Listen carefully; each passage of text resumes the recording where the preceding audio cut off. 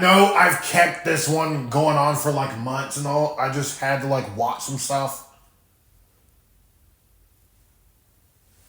So I'm finally here with the second 1,000 subscriber special. I know I should have done this like months ago, as well as like the Q&A live.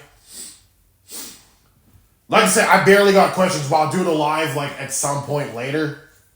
Hopefully on the 16th or the 17th. Hopefully I can do it by that time. But let's get on to the tier list. So I am going to start off with S tier with the 10 out of 10s. Like I said, you're going to see them right here. So in total, that's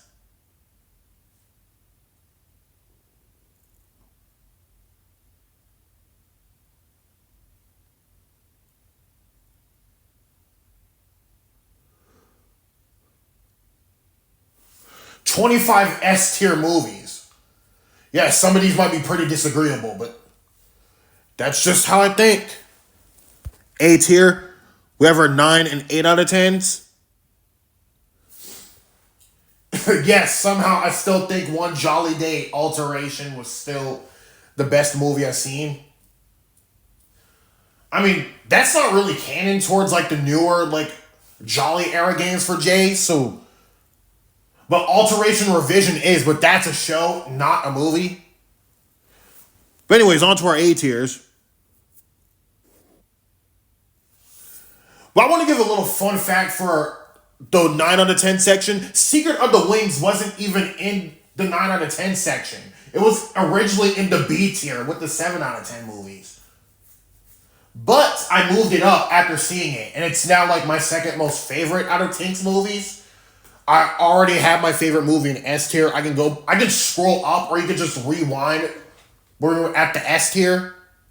If you missed anything. So that's okay.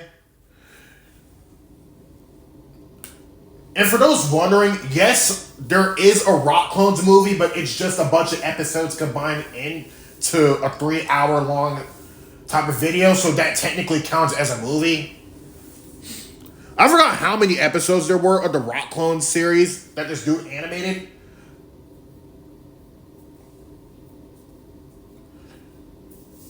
So I guess it's just this guy's interpretation on how things would have went in Rock Clones just as a movie.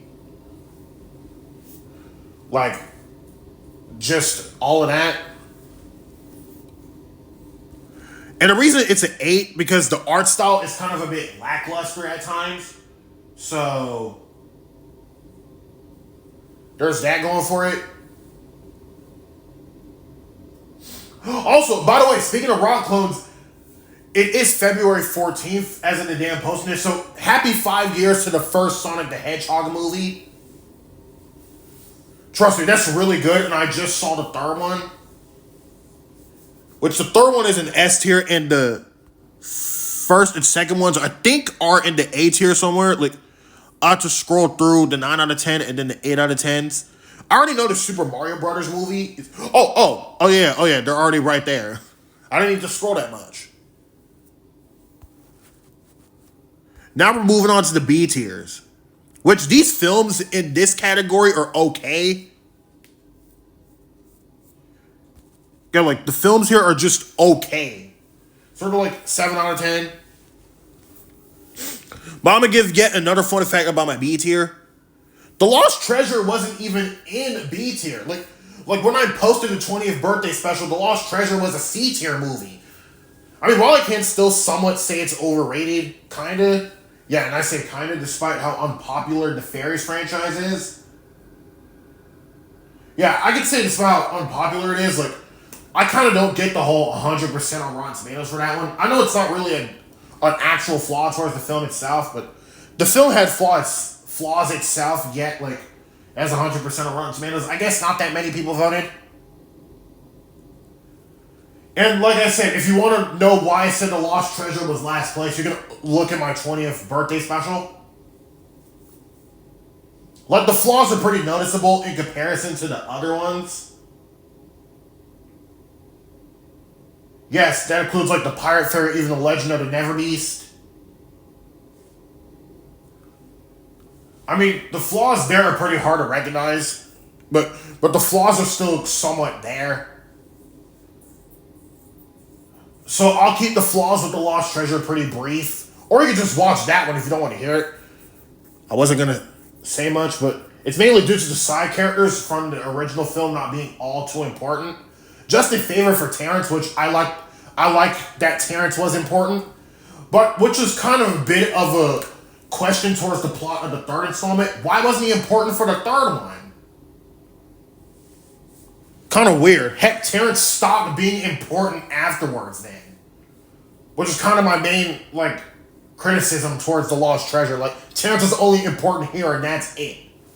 Like, he wasn't important in the third one. He wasn't important in the fourth one. He was just a cameo in the fifth one. He didn't even appear at all in The Legend of the Never Beast. That's some good lemonade. But anyways, let's move on to our C tier. Also, before I do move on to C tier, I did actually put Sausage Party down here. Like, just as a hot take, it's pretty overhated for me. Like, they probably only hate it just because of the target audience and no, like, actual fair reason.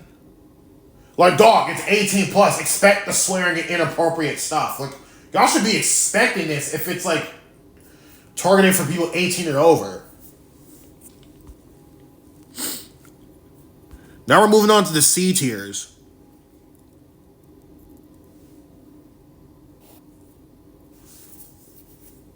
Yeah, I didn't know what to think of the Miraculous movie. Like, I was kind of mixed with it, so it's in the C tier section. I'm going to give you all a bit of a fun fact again. Brave was originally in the D tier with the 5 out of 10s, but I moved it up to a C tier. Yeah, I had to reconsider. I still think Cars 2 is a bit higher, though.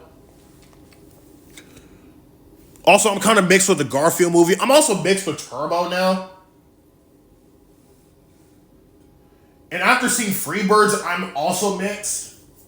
You know, funny enough, I could have swore I did see Freebirds back in 2013 when it actually came out, but my family doesn't remember that. I did tell my family there was a Freebirds movie. You know, basically that one movie where to go back in time to get turkeys off the menu. And I like to thank Schifferless for that being a meme. Like, holy Christ, it's so funny to hear it. Like, it never got old for me at all. And I'm glad that Freebirds is getting some recognition.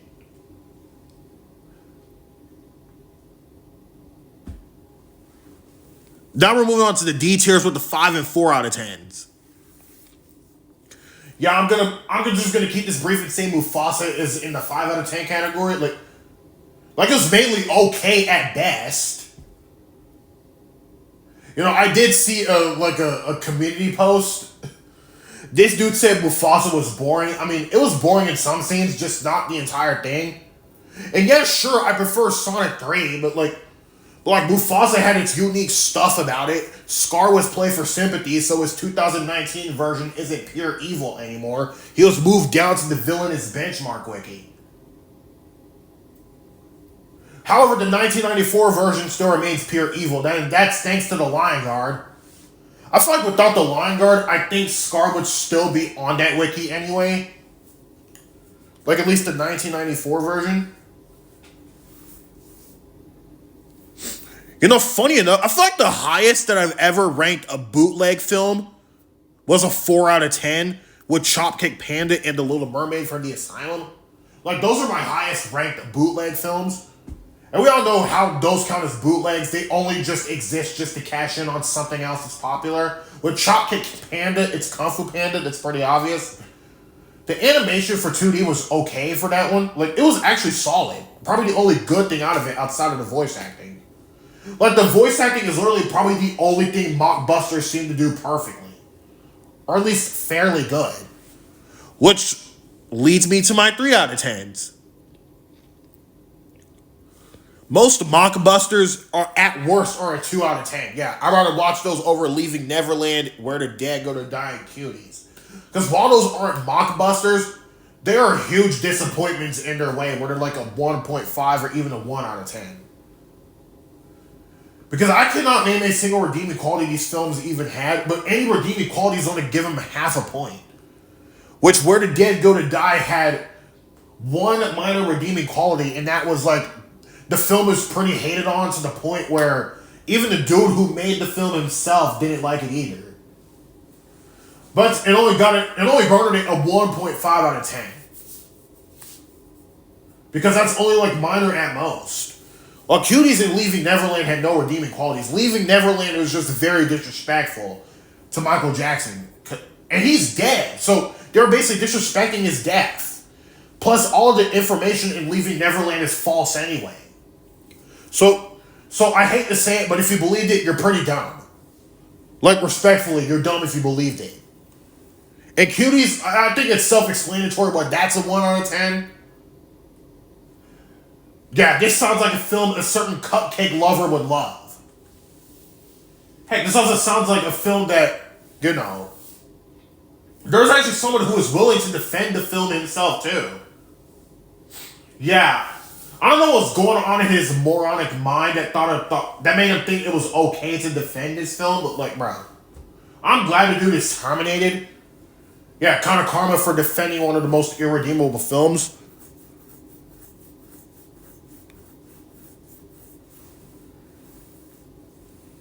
So that concludes my second 1,000 sub special. I will go live at some point and expect another video today, hopefully. Hopefully I can get another video out today. And this one's going to be focusing on, like, crushes I had. I might still have a crush on some of these characters today. Anyway, see ya.